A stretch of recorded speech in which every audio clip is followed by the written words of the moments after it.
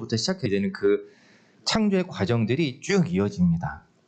그리고 하나님께서 인간에게 주신 첫 명령이 하나가 있어요. 그게 무엇인지 우리 창세기 2장 16절과 17절 말씀을 같이 한번 읽어보도록 하겠습니다. 우리 창세기 2장 성경을 가지고 있는 친구들은 하나만 넘기면 되니까는 같이 한번 읽어보도록 하겠습니다. 16절, 17절 아니 자 우리 성경책 있는 친구들은 성경을 보면서 같이 한번 좀 읽어보도록 할게요. 창세기 2장 16절과 17절 말씀입니다. 같이 읽겠습니다. 시작. 여호와 하나님이 그 사람에게 명하여 이르시되 동산 각종 나무의 열매는 내가 임의로 먹되 선악을 알게 하는 나무의 열매는 먹지 말라. 내가 먹는 날에는 반드시 죽으리라 하시니라. 아멘. 제가 자막에 좀 잘못 드린 것 같아요. 요 내용입니다. 하나님께서 명령을 하신 것은 선악을 알게 하는 나무의 열매. 우리가 이거 줄여서 뭐라고 불러요? 선악과라고 부릅니다. 이것을 먹지 말라라고 하신 게 하나님이 인간에게 그 당시 이제 아담에게 주신 첫 명령입니다. 하지만 이것을 아담이 잘 지켰나요? 우리가 결론을 알고 있죠. 자, 그렇지 못했습니다. 그것을 어겼기 때문에 아담이 죄인이 됐고 그 이후에 모든 인간이 다 죄인이 되었습니다. 그렇다면 죄라는 것이 무엇인가? 자, 우리가 잠깐 생각해 볼 것은 죄라는 것은 벗어나는 게 죄예요. 벗어나는 것. 본래의 목표로부터 벗어나는 것이 죄라는 것입니다. 자, 우리도 법을 어기면은 죄인이라고 부르잖아요. 우리 사회 속에서도 일반 사회법에서도 그 규정을 어기면은 법의 테두리라고 부르기도 하면서 이 법의 테두리를 벗어나는 사람은 죄인이다라고 이야기를 합니다. 자, 이렇게 벗어나는 것 자체가 죄라는 거예요. 어떻게 보면은 벗어나는 것을 뭐라고 부르느냐? 죄라고 부른다는 거예요. 자, 말이 좀 어려운데 하나님의 명령을 어긴 것이 결국에 죄인 것이고 하나님이 정하신 규칙을 벗어났기 때문에 이것이 죄라는 거예요. 자, 목표로부터 벗어났다는 것이기도 한데 하나님이 어떤 목표를 벗어난 거냐면은 하나님이 원래 사람을 만드시고 창조하시고 사람에게 정하신 목표가 있었어요. 이 사람의 창조 목적이 있었어요. 자, 우리가 어떤 물건만 해도 지은 목적이 있습니다. 마이크의 목적은 뭐예요? 소리를 잘 전달할 수 있는 도구예요. 이거를 제가 만약에 들고 다니면서 사람을 때리고 다니면 이게 목표를 원래 창조의 목표와 목적을 벗어나는 일이죠. 제가 막 이거를 친구들이랑 막 던지고 놀고 이러면은 막 받고 캐치볼 하듯이 하는 것도 잘못된 사용입니다. 이런 걸 그냥 죄라고 부르는 거예요. 잘못된 사용. 잘못된 목적과 목표를 가지고 그 원래 정한 것에서 벗어나는 것. 아담과 하와는 하나님이 정하신 규칙을 벗어났기 때문에 죄인이 된 것입니다. 또 하나, 인간이 또한 이것을 죄라고 부르게 된 것은 하나님이 정하신 규칙을 벗어났을 뿐만 아니라 하나님의 그 인간을 향한 목표를 벗어났기 때문에 또 죄인인 거예요. 하나님이 정하신 인간의 영역을 벗어나려고 했기 때문입니다. 자, 우리가 오늘 어떤 아담과 하와의 어떤 죄에 대한 본문을 다 읽진 않았지만은 기억해 보면은 사탄이 뱀의 모습으로 나타나서 아담과 하와에게 먼저는 하와에게 이야기하죠. 이거 먹으면 어떻게 된다? 너도 하나님처럼 될 수 있어. 하나님이 그래서 못 먹게 한 거야. 너가 이거 먹으면은 하나님이 자기랑 똑같아지니까는 동급이 되니까는 그거 못하게 하려고 너네 이거 못 먹게 한 거야. 먹으면 죽는다고 한 거야. 그렇게 하와를 속이고 하와가 먹고 또 아담이 먹었죠. 자, 그리고 그러한 죄에 대한 결과로서 표면적으로는 우선 겉으로 보기에는 그냥 당장 죽진 않았죠. 우선 에덴에서 쫓겨납니다. 하지만 궁극적으로는 죽음에 이르게 돼요. 이 죽음에 이르렀다라는 것이 여러 가지로 설명할 수 있지만은 영생을 상실했다라고 할 수 있어요.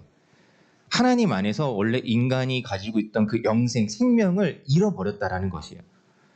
자, 선악과가 어떤 독사과여서 먹자마자 이렇게 막 픽 쓰러지는 그런 것은 아니었어요.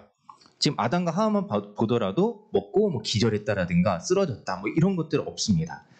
먹자마자 무슨 독사과를 먹은 듯이 이렇게 죽은 것이 아니에요. 그들이 이제 죽게 되었다라고 말할 수 있는 것입니다.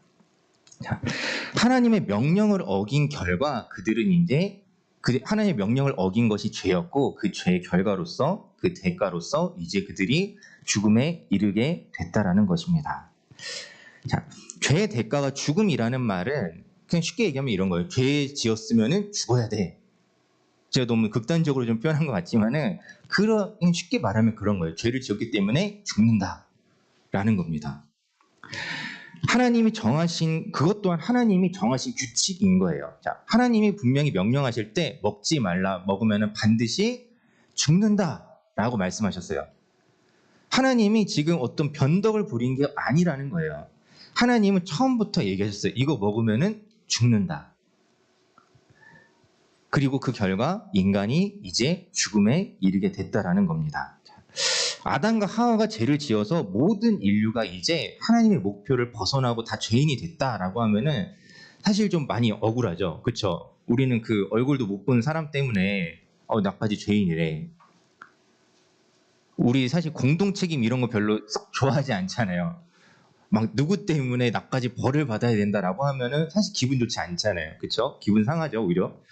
그래서 우리가 이 아담과 하와의 죄 때문에 나도 그냥 죄인이래라고 하는 사실이 굉장히 불편하게 들릴 수 있지만은 자, 어쩔 수 없는 거예요. 지금 가가지고 우리가 뭐 갑자기 그 지나간 일들을 우리가 돌이킬 수 없기 때문에 그리고 한편으로는 아니 아담과 하와가 내가 무슨 상관이지? 라고 할 수 있는데 이것을 표현하자면 이렇게 표현할 수 있어요. 예를 들어서 우리가 일렬로 그런 뭐 어렸을 때 하는 뭐 기차놀이 같은 거 있잖아요. 기차놀이처럼 이렇게 두 줄로 한번 쭉 섰다고 한번 생각해 보세요. 아담과 하와가 맨 앞에 서고 그 뒤에 사람들이 쭉 서 있어요. 자, 그리고 이제 바닥에 선을 일직선 그어놓고 이렇게 가자라고 했을 때, 자, 아담과 하와가 가장 앞장선 사람으로서 한 2도 정도 각도가 벗어났어요. 그럼 어떻게 될까요? 어떻게 돼요? 결국에는 그 2도에서부터 시작돼서 굉장히 멀리까지 원래 목표를 상실해서 잘못된 길로 갈 수밖에 없어요. 그리고 뒤에 따르는 사람들은 어떻게 돼요? 자연스럽게 그렇게 갈 수밖에 없는 거예요. 자, 이미 우리 모든 인류의 조상인 아담과 하와가 그렇게 잘못된 방향으로 틀어졌기 때문에 그 뒤를 따르는 모든 인류도 죄인이 되었다라는 것입니다. 자, 이것을 두고 이제 로마서 5장 12절에서는 이렇게 말하고 있습니다. 로마서 5장 12절을 보면은 자, 이렇게 말씀하고 있어요. 그러므로 한 사람으로 말미암아 죄가 세상에 들어오고 죄로 말미암아 사망이 들어왔나니 이와 같이 모든 사람이 죄를 지었으므로 사망이 모든 사람에게 이르렀느니라. 자, 뭐 간단하게 보면 이겁니다. 한 사람으로 말미암아 죄가 세상에 들어왔다. 누구 얘기하는 거예요? 아담을 얘기하는 겁니다. 그리고 그 사망이 모든 사람에게 이제 이르렀다라는 것은 조금 전에 설명한 대로 우리가 다 그 길을 따라갈 수밖에 없다라는 겁니다. 자, 인간이 하나님의 목표로부터 벗어난 결과가 바로 이러한 모습이라는 거예요. 그리고 에덴 동산에서 두 사람은 어땠는가? 서로의 벗음을 보면서 스스로를 부끄러워했어요. 나의 모습을 부끄러워했고 또 서로를 탓했습니다. 그래서 그들이 그래서 했던 일이 무엇인가 봤더니 무화과 나뭇잎으로 자신을 가리는 거였어요. 근데 무화과 나뭇잎을 혹시 본 친구들이 있는지 모르겠는데 어떻게 생겼냐면은 진짜 그냥 이렇게 생겼어요. 이렇게 이파리가 우리가 손바닥을 이렇게 핀 것처럼 딱 이렇게 생겼어요. 자, 한번 여러분 생각해 보시오. 이걸로 그냥 손을 한번 펴서 내 몸을 가린다고 한번 생각해 보세요.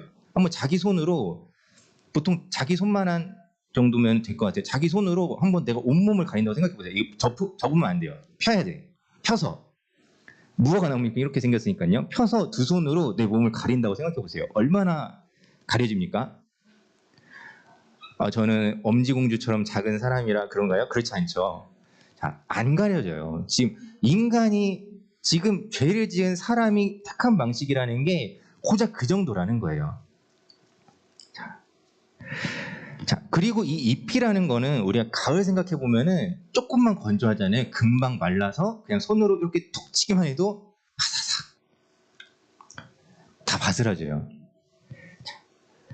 아담과 하와가 지금 한 일이 고작 그런 거라는 거예요. 죄를 지은 인간이 하는 일은 자기를 가리고 자기 어떤 수치와 자기의 부끄러움을 가리지만은 그 가리는 게 온전치 못하다는 거예요.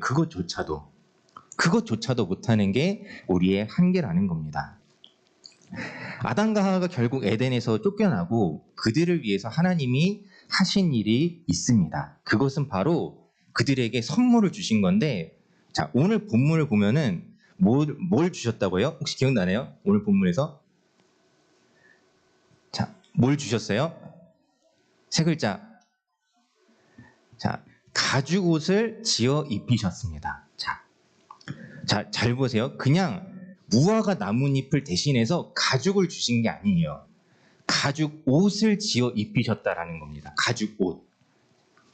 자, 무화과 나무는 옷도 아니에요. 사실 그 간혹 이제 그림들 같은데 뭐 어떤 일러스트나 이런 데서 나뭇잎을 엮어서 이렇게 뭐 가리는 듯이 만들었다라는 어떤 그림들이 있는데, 그냥 그거는 표현하기에 따라 뭐 그래 아이들의 어떤 설명을 위해서 어떤 너무 다 보이면 좀 그러니까는 그렇게 표현한 걸 수 있지만은, 정확하게는 무화과 나뭇잎 그냥 몇 개 주워다 가린 것 뿐이었고, 인간이 그렇게 부끄러운 상태에 있을 때 하나님은 가죽으로 옷을 지어서 입히셨다라는 거예요.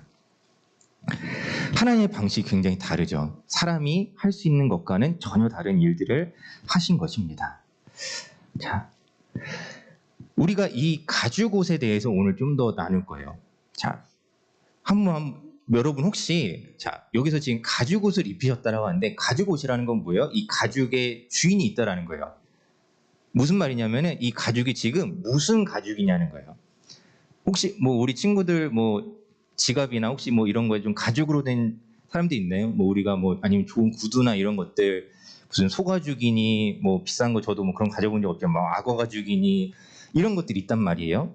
자, 혹시 이 아담과 하와가 입은 옷은 무슨 가죽이었을지 혹시 알고 있는 친구 있나요? 저는 몰라요. 알면 좀 알려주세요.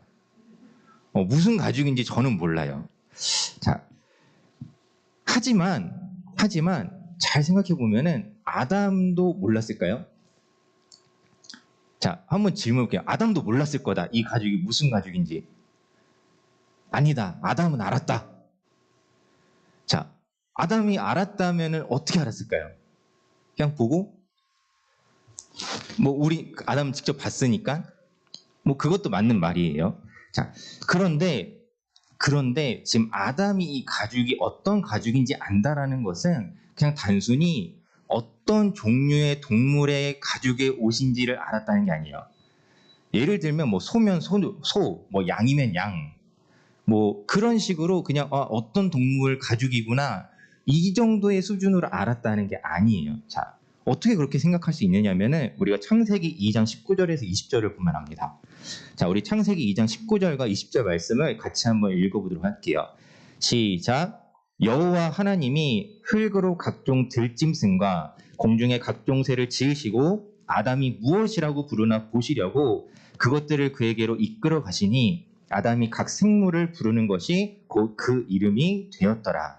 아담이 모든 가축과 공중의 새와 들의 모든 짐승에게 이름을 주니라.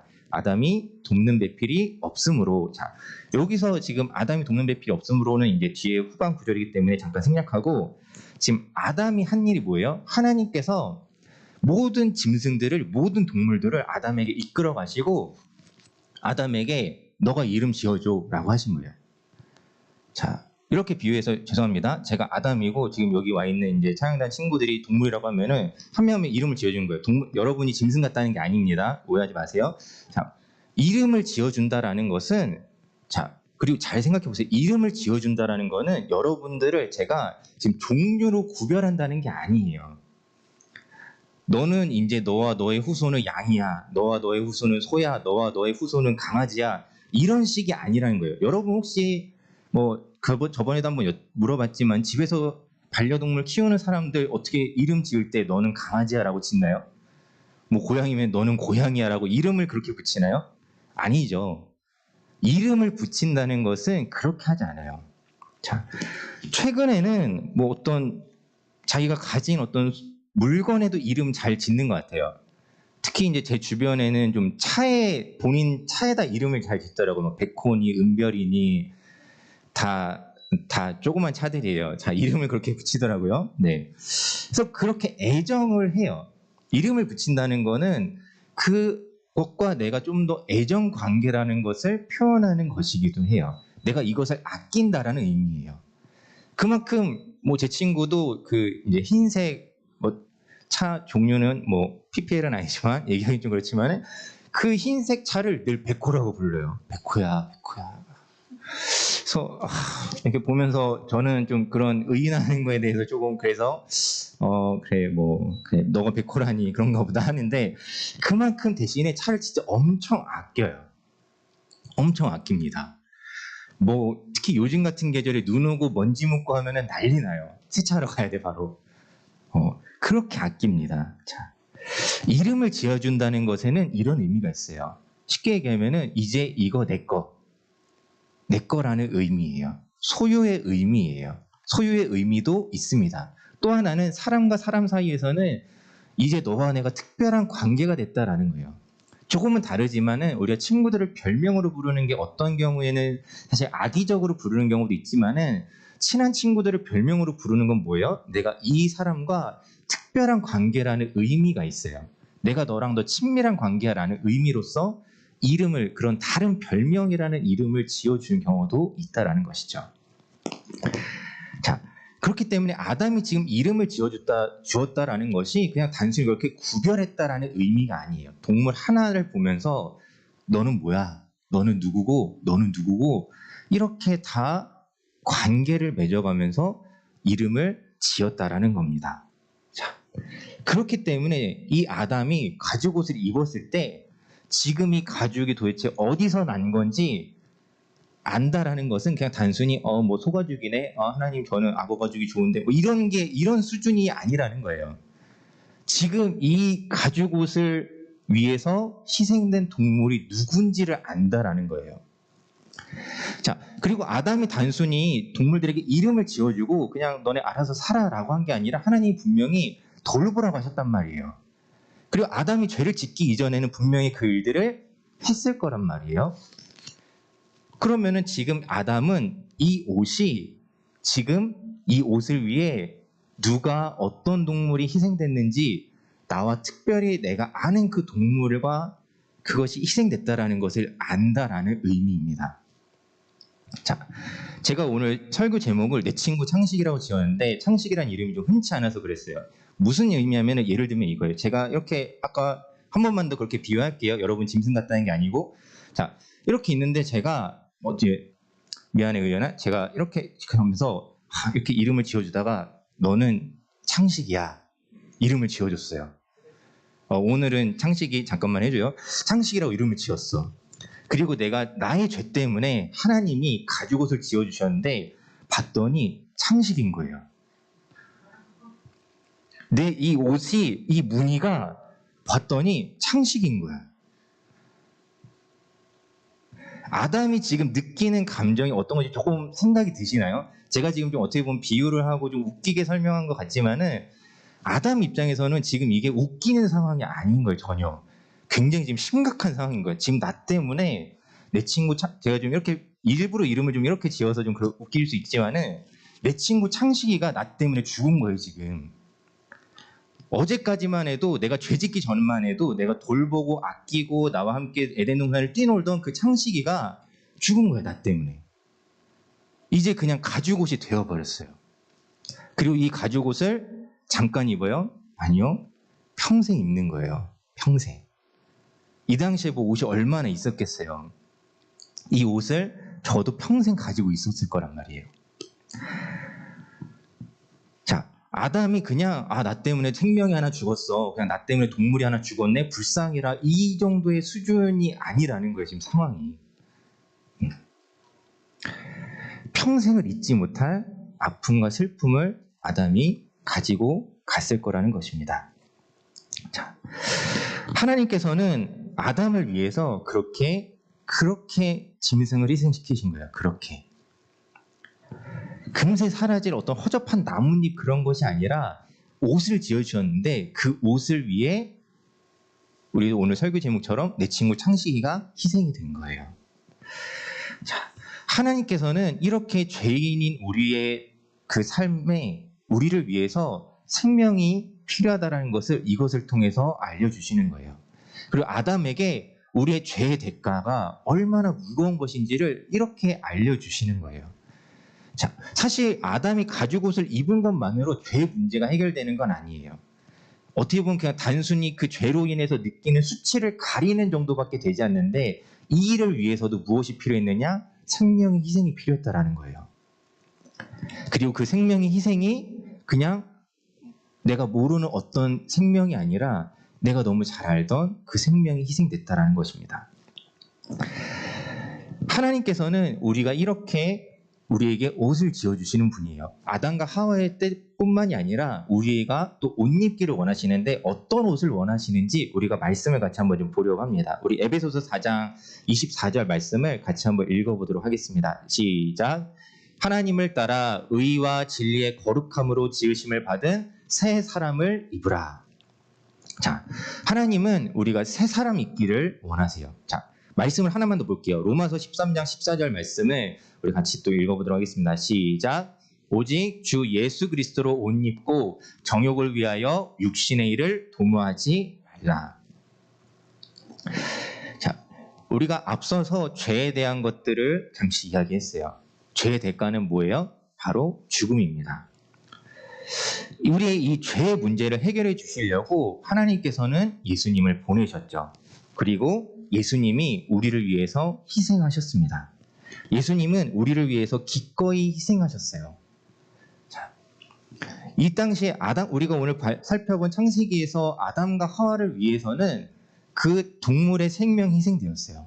하지만 그것이 완전한 죄의 문제 해결은 아니었어요. 그리고 이제 나중에 또 살펴보겠지만, 나중에 제사를 드림으로써 또 생명의 희생을 통해서 우리 죄의 문제들을 해결해 나가는 것이 바로 하나님이 처음 정하셨던 방식이에요. 자, 하지만 우리가 지금 그렇게 예배 드리나요? 막 매주 내가 키우는 것들을 데리고 와서 희생하면서 그렇게 예배 드리진 않죠. 우리는 예수님의 보혈로 구원받았기 때문이에요. 자, 그런데 예수님의 보혈로 구원받았다라는 것도 우리가 잘 생각해 봐야 될 게 있어요. 예수님은 나를 어떻게 여기시지? 우리가 작년 말에는 나는 예수님을 어떻게 생각하지라는 것을 우리가 생각해 봤는데, 예수님이 나를 어떻게 생각하시는지를 오늘 잠깐 살펴보려고 합니다. 요한복음 15장 13절 말씀을 우리 같이 한번 읽어보도록 할게요. 시작. 사람이 친구를 위하여 자기 목숨을 버리면 이보다 더 큰 사랑이 없나니. 이 말씀은 예수님이 제자들에게 하신 말씀이에요. 사람이 내 친구를 위해서 자기 목숨을 버리는 게 가장 큰 사랑이다라고 말씀하세요. 자, 그리고 우리가 이 말씀을 오늘 뭐 다 살펴보지 않지만은, 예수님이 결국 말하고자 하는 거는 내가 너의 친구야라는 말이에요. 예수님은 우리를 위해서 자기 목숨 버리셨잖아요. 가장 큰 사랑이 이거야라고 말로만 하신 게 아니라, 가장 큰 사랑은 너를 위해서 자기 목숨을 버리는 게 가장 큰 사랑이야. 그것을 직접 보여주셨단 말이에요. 자, 우리가 오늘 설교 제목은 내 친구 창식이지만은, 우리가 이것을 이제 우리 마음속에 간직할 때는 창식이만 생각하지 마세요. 창식이는 이제 좀 잊어도 돼. 자, 우리가 오늘 특별히 기억해야 되는 것은 내 친구인 예수님이 나를 위해 희생하셨다라는 거예요. 나의 죄의 문제를 위해서. 자, 새해가 시작하자마자 갑자기 너무 죄에 대한 얘기만 해서 마음이 혹시 무거운 친구들이 있는지 모르겠습니다. 자, 여러분들 마음을 무겁게 하려고 오늘 우리가 이 본문을 나누는 게 아니에요. 자, 하나님께서는 우리가 이 죄의 상태에 머물러 있기를 원하시는 게 결코 아니에요. 자, 하나님은 우리가 죄의 상태에 부끄러운 상태로 있길 원하지 않으세요. 아담과 하와에게도 가죽옷을 지어 입히셨던 그 하나님께서 우리가 아까 읽은 말씀처럼 이제는 우리가 그리스도로 옷 입기를 원하세요. 자, 우리가 이제 새해가 되면은 뭐 새 사람, 새해 뭐 이런 이야기들 많이 하죠. 자, 우리가 올 한 해 이제 시작하면서 내가 하나님 안에서 새 사람이 되는 방법은 간단합니다. 쉽게 얘기하면은 그리스도로 옷 입는 거예요. 하지만 물론 그리스도로 옷 입는다는 것이 쉬운 일은 아니에요. 자, 그리고 그리스도로 옷 입는다라는 것이 무슨 의미인지 조금 어려울 수 있는데, 이것을 우리가 생각하자면은 어떤 의미냐면은, 자, 옷이라는 걸 생각할 때 옷은 내가 누구인지를 드러내는 어떤 수단 중 하나예요. 뭐 단순히 제복이 뭐 유니폼만이 아니라 우리가 입는 옷에서도 사실 이 사람이 누군지 드러나요. 그렇지 않나요? 나의 어떤 성향이 드러날 수밖에 없어요. 자, 우리가 평소 입는 옷에서도 그날의 어떤 나의 감정 상태나 이런 게 조금은 반영되지 않나요? 저도 늘 이렇게 입고 다니지 않아요. 사실 정장 별로 좋아하지 않아요. 자, 저도 청바지에 후드티 그냥 입는 거 편해요.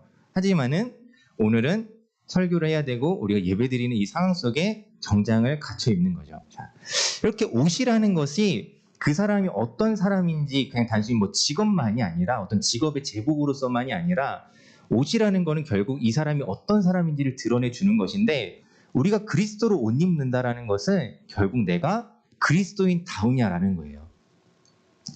내가 그리스도인다워지는 게 그리스도로 옷 입는 거예요.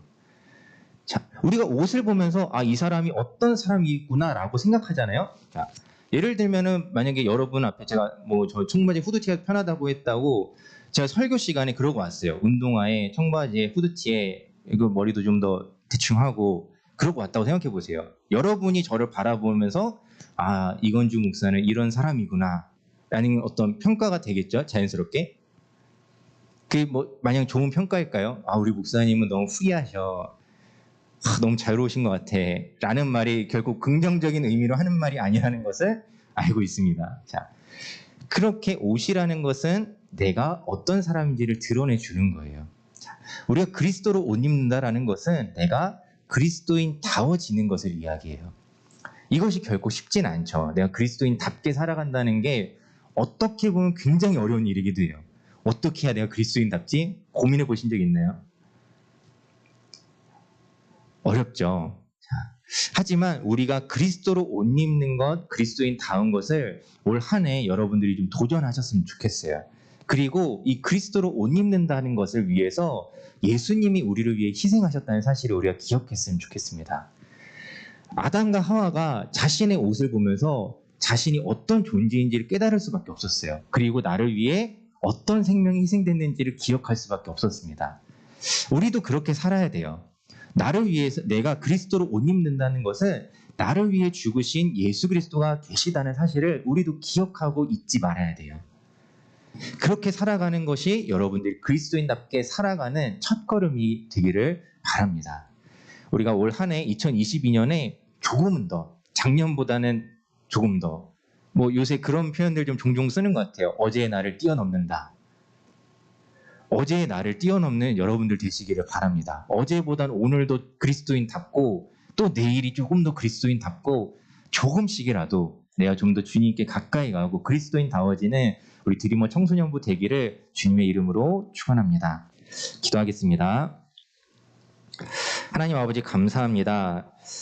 하나님 우리가 새해를 시작하며 우리가 어떤 존재인가 우리의 시작이 어떤가를 살펴보았고 또 우리가 어떻게 살아야 하는가지도 우리가 같이 한번 말씀을 통해 나누었습니다. 하나님 아담과 하와를 위해 그 생명이 희생된 것처럼 우리를 위해 생명을 희생하신 예수님을 우리가 기억하고 잊지 않기 원합니다. 우리를 위해 피 흘려 죽으신 예수님의 그 사랑으로 인해 우리가 오늘 이렇게 예배하고 또 살아갈 수 있음을 기억하기 원합니다. 하나님 우리 모든 친구들과 또 우리 선생님들 그리고 저에게 베풀어 주신 그 크신 은혜를 우리가 잊지 않고 기억하게 하여 주시옵소서. 또한 이것을 기억하면서 내가 어제보단 오늘 더 오늘보단 내일 더 조금씩이나마 조금 더 그리스도인다워지는 나의 삶이 될 수 있도록 하나님 우리의 삶을 인도하여 주시옵소서. 감사드리며 우리 주 예수 그리스도 이름으로 기도드립니다. 아멘.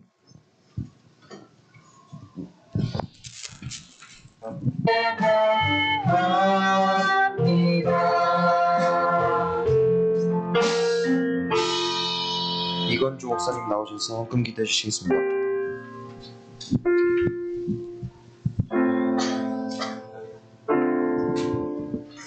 기도하겠습니다. 하나님 아버지 감사합니다. 올 한 해 또 첫 시작 주일을 주님 앞에 예배로 시작할 수 있도록 인도하심을 감사합니다. 또 우리가 이렇게 예배 드릴 수 있기 위해 우리를 위해 희생하신 우리에게 큰 사랑 보여주신 예수님을 우리가 기억하며 시작하게 하여 주시옵소서. 하나님 오늘도 그러한 우리를 위해 피 흘리신 예수님을 향한 감사함과 그 마음을 담아 오늘도 주님 앞에 예물 드립니다. 하나님 기쁘게 받아주시고 이 예물이 하나님 나라와 교회를 위해 아름답게 사용될 수 있도록 모든 것들 가운데 주님의 선하신 뜻을 더하여 주시옵소서. 감사드리며 우리 주 예수 그리스도 이름으로 기도드립니다. 아멘. 주기도문으로 예배를 마치시겠습니다. 하늘에 계신 우리 아버지여, 이름이 거룩히 여김을 받으시오며 나라의 임하옵시며 뜻이 하늘에서 이루어진 것 같이 땅에서도 이루어지리이다. 오늘날 우리에게 일용할 양식을 주옵시고 우리가 우리에게 죄 지은 자를 사하여 준 것 같이 우리의 죄를 사하여 주옵시고 우리를 시험에 들게 하지 마옵시며 다만 악에서 구하옵소서. 나라와 권세와 영광이 아버지께 영원히 있사옵나이다. 아멘.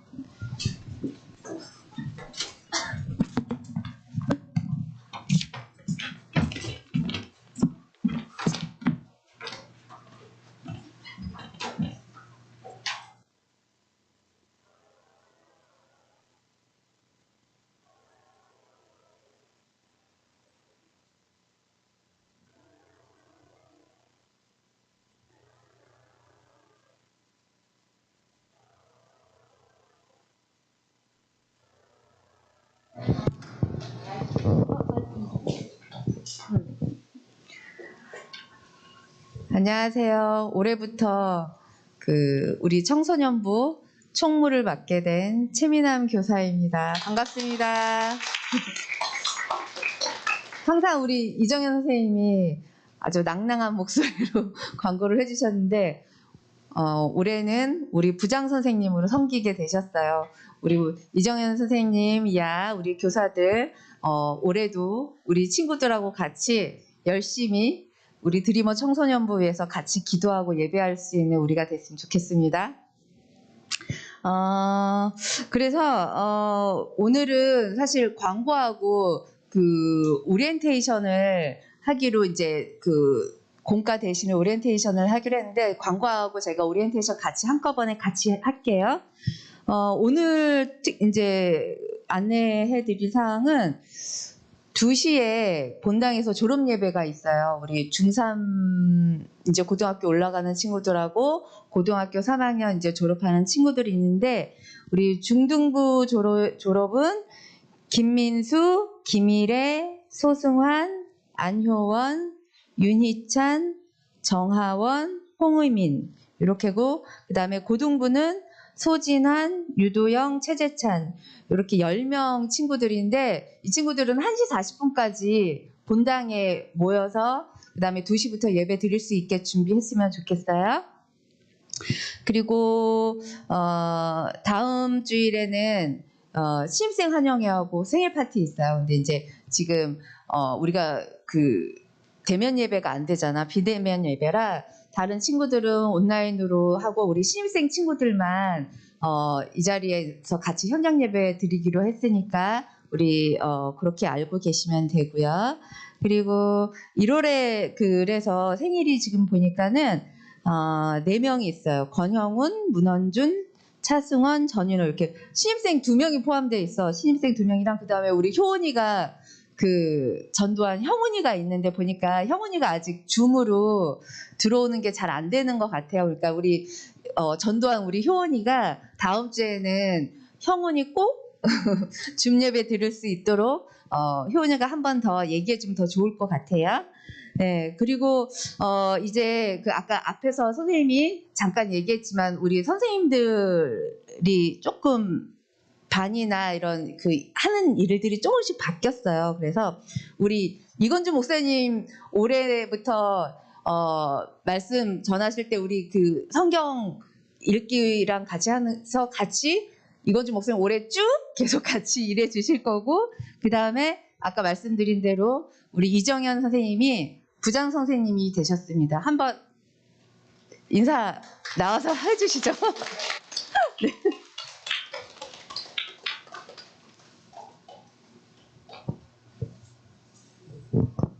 오래 있어서 된 게 아니고요.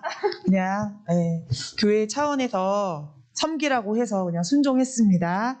1년 동안 우리 친구들이 생활하는 데 불편함 없이 신앙생활 잘할 수 있도록 돕는 역할을 하겠습니다. 감사합니다.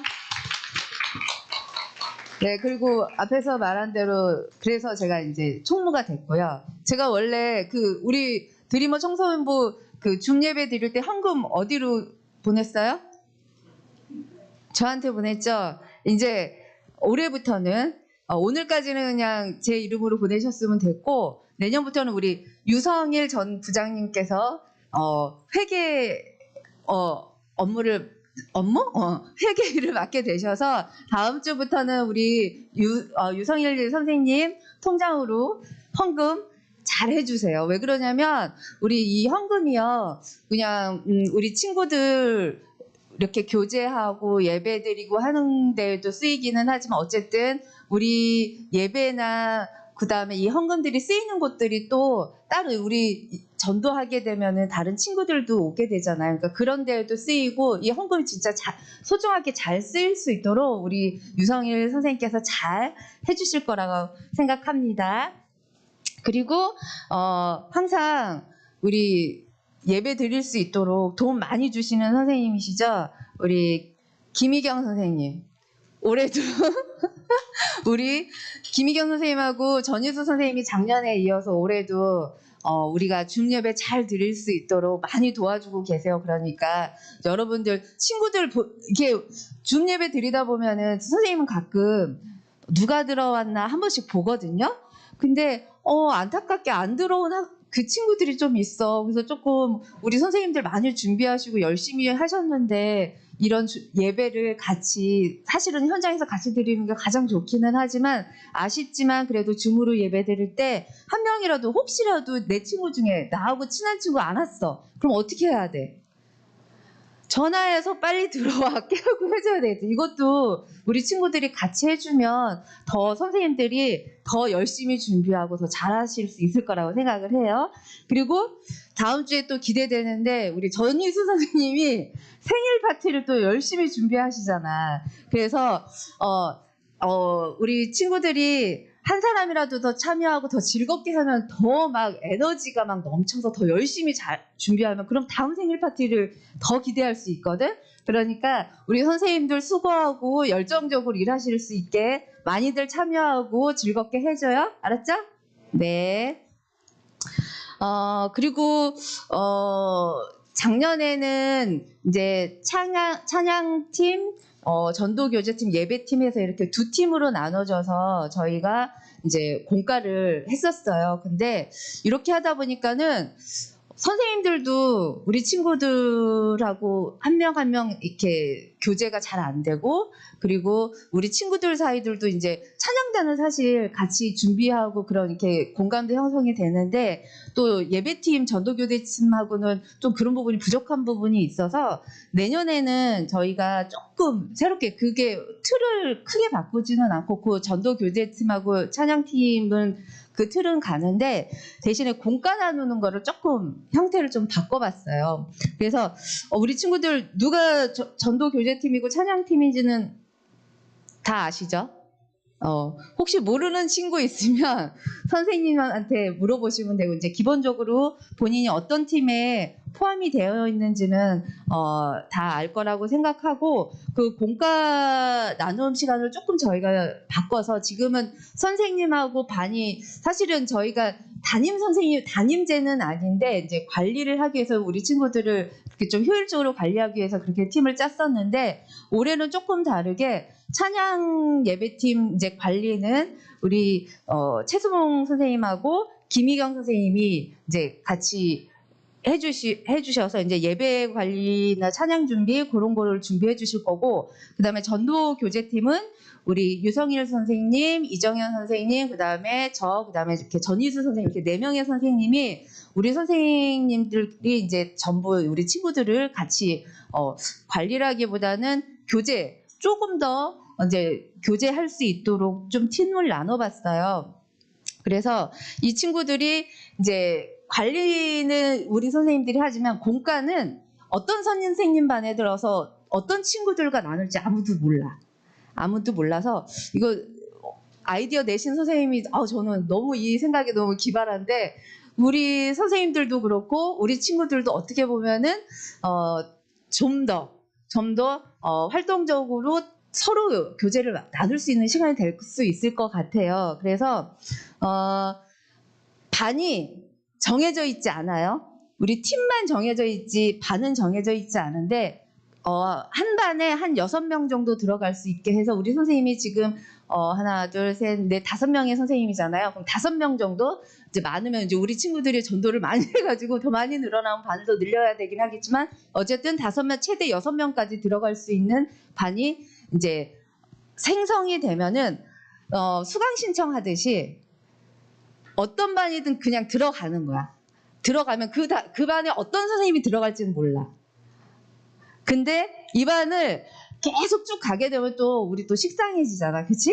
그래서 3개월에 한 번씩 이거를 바꿀 거예요. 그래서 이번 달은 이 3개월 1분기 동안 1월 달에서 3월 달까지는 이 선생님과 이 친구들과 교재를 충분히 나누고 그 시간은 오로지 교제하는 시간. 뭐 물론 우리 목사님 말씀 듣고서 그런 교재도 있겠지만 우리 친구들하고 선생님들하고 서로 소통하고 교제할 수 있는 시간으로 이렇게 시간을 많이 할애하려고 해요. 그래서 3개월 동안 그렇게 친구들하고 선생님들하고 교제하고 그리고 또 3개월 후에 그런 식으로 근데 이러다 보면 겹치는 친구들도 또 있겠지. 겹치는 친구들도 있겠지만 가능한 한 다양하게 들어갈 수 있도록 그렇게 한번 올 1년을 그렇게 꾸려가려고 해요. 그리고 우리가 교재 나누면서 이제 짚고 넘어가야 될 게 우리 아까 목사님이 우리 1년에 성경 몇 독하자고 그랬죠?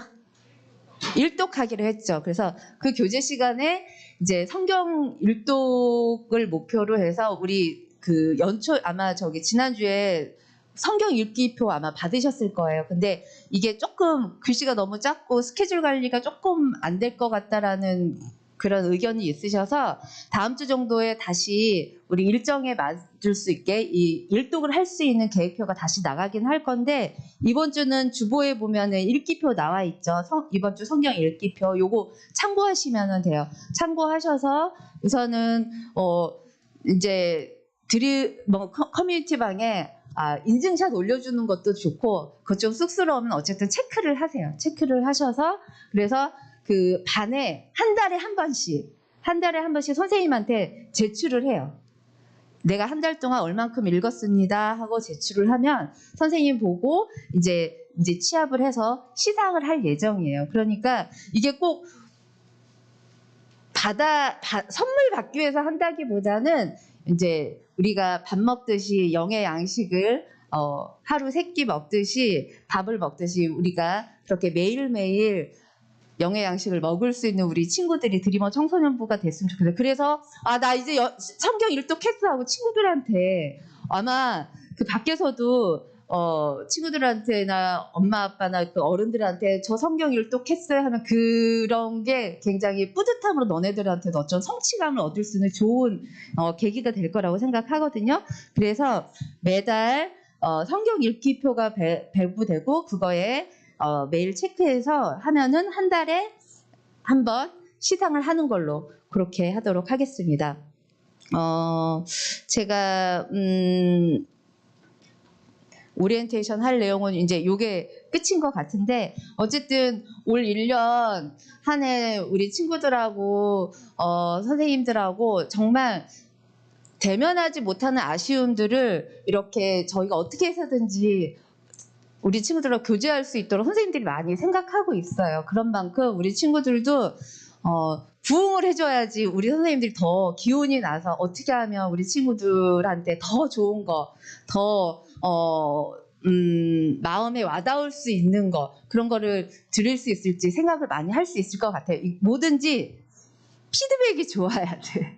주기만 하고 오지 않으면 많이 힘들어요. 선생님들도. 그러니까 너네들도 그렇고 선생님들도 그렇고 다 같이 더불어서 같이 노력할 수 있는 올 한 해 그리고 꼭 우리 성경 일독 하는데 성공합시다. 화이팅! 네, 이상입니다.